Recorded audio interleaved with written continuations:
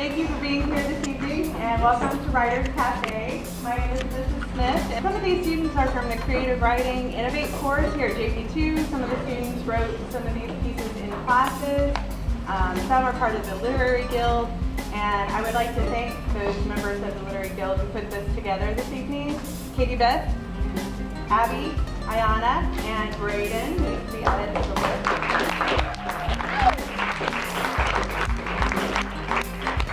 Thank you Oliver and his crew for filming this evening. Well, good evening. It's the Writers Cafe 2017.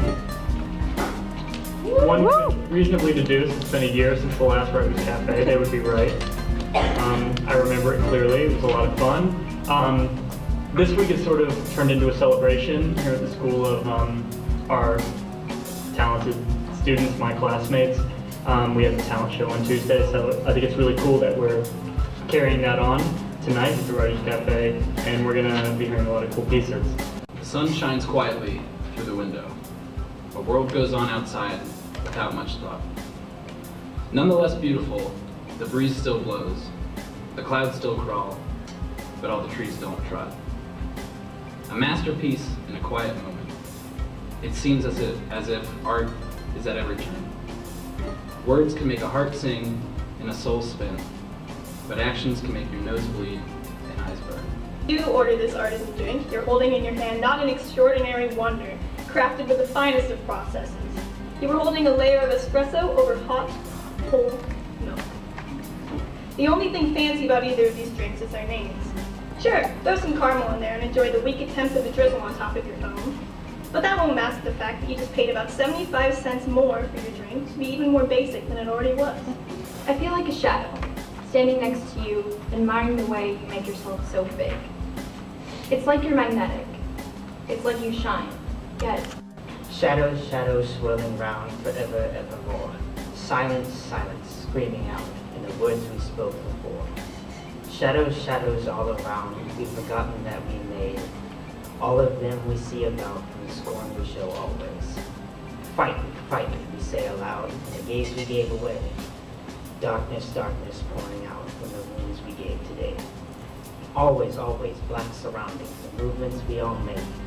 Forever shouting, the cancer hiding from the light within. Naomi viewed her surroundings, revenge causing her to be apathetic to the emotional response given by Luke. Los Angeles, their hometown. The ever-darkening sky almost blotted out the sun entirely, showing little of the derelict cityscape. Mounds of rubble and desolate temporary encampments filled their lines of sight every way they looked. Tattered clothes and weariness pockmarked their youthful faces, making them appear much older. Height, but not in brain or heart. When we dream the same dreams and think the same thoughts, I know I found you in a past life. We were written in the stars. I know we'd order the same drink at different bars, miles or minutes apart. You are op art and art deco. Oh, how lovely and loved in the South, with a sharp tongue but a soft southern mouth. So when I see you curled in the corner as a satellite instead of a star, only then am I drowning. My skin, from the rigorous inclement of winter setting in, I observed the season's tone, the world bare and hazed, where only the wind moans and only the snow grazed. Through its languid arrival to its inevitable end, life continues its cycle, immersed deep in the woodland. Until spring takes its foothold, the world remains blistering cold. Powerful nymph, smiling with all your teeth, and laughing. Laughing inside a sky so open and blue it forgets to end. Freedom.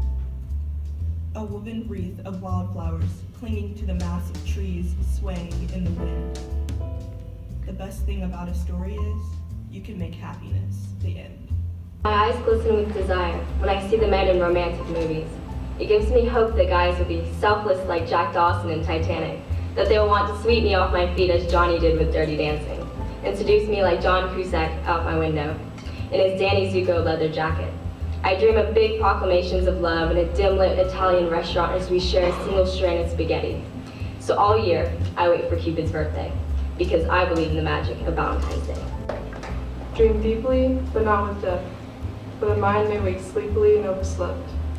Dream cautiously, but with no prudence, for a mind too truant is all too human. Dream with this and without that. Dream standing up or lying flat. Dream. The voice rings as my eyes shoot open. Frozen. I stare at ceiling stars, sweat under sleepless sheets, and find my place in counting sheep.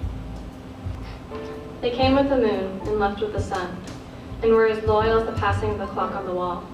They came and went like the blooming greens of spring, breathing into the rising and falling of winds in the summer months, hanging around to witness the trembling and falling of leaves in autumn, waiting and praying for the heavy rain and snow of winter.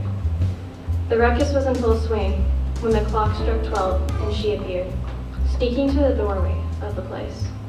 Her eyes appeared to sink into a face that only smiled at the empty street in the richness of safety and broad daylight.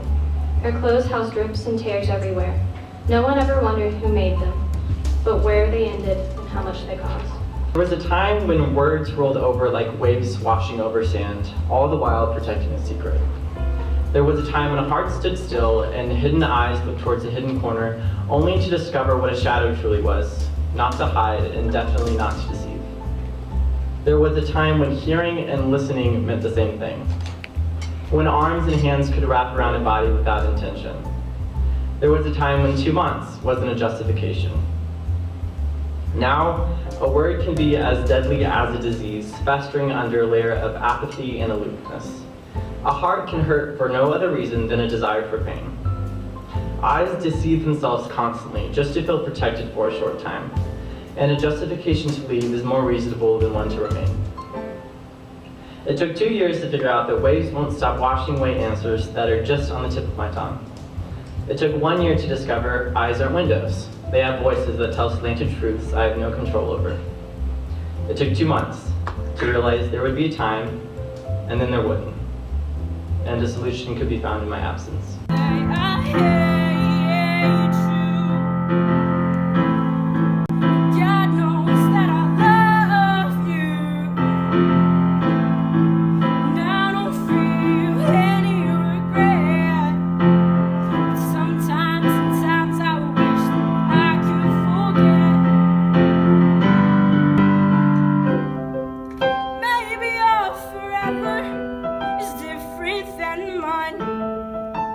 Maybe we are meant to be in this lifetime, and we'll move on to better things. Oh, but when I close my eyes, you are all I see. You don't have a heart, 'cause I gave it to you.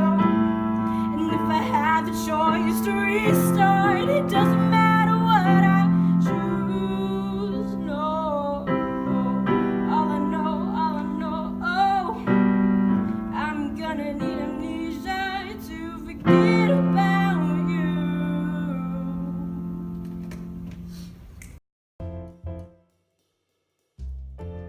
You won't need too much exposition. You should be able to catch on.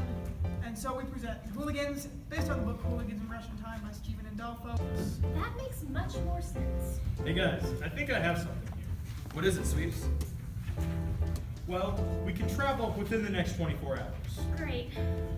Voice change. Old Beck really did think of everything, didn't he? I guess so. So that will translate whatever we say And make it Russian. So that means whatever they say will... Sound like English. How do I turn this thing on? He flips a little switch.